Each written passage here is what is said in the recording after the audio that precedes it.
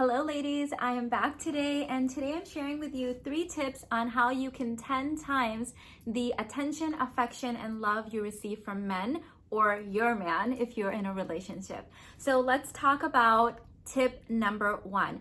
Tip number 1 is to show up emotionally current. Emotionally current is when you are not bringing preconceived notions about men into the interaction in the moment.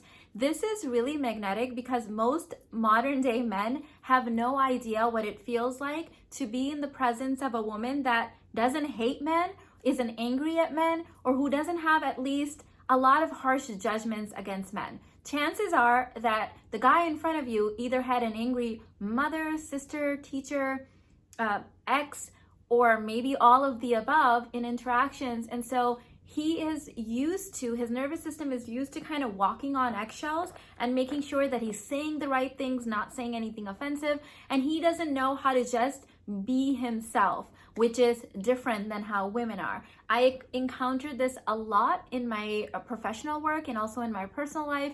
Friends and family members telling me how hard it is these days being a man, where you have to really literally walk on eggshells because anything that comes out of your mouth can be perceived as offensive because people are so not emotionally current, right? People are trigger ready. So this is a huge one that will set you apart in the dating world and also will completely change the vibe of your interactions in your home with your family.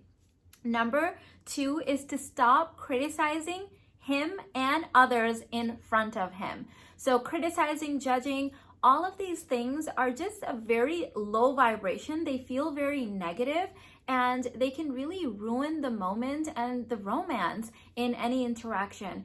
And even if you're not criticizing him necessarily, if you're criticizing other people in front of him, he's not going to feel safe with you. He's not going to be consciously necessarily thinking that.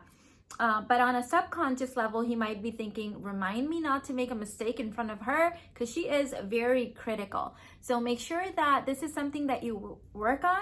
I find in my work that a lot of women don't know how to receive. So they nitpick and find fault with everything men do for them. So because really the issue is a container issue, they don't know how to receive, and they will keep criticizing and finding fault with everything that's happening. So remove this and you will 10 times the attention, affection, and love that you receive from men.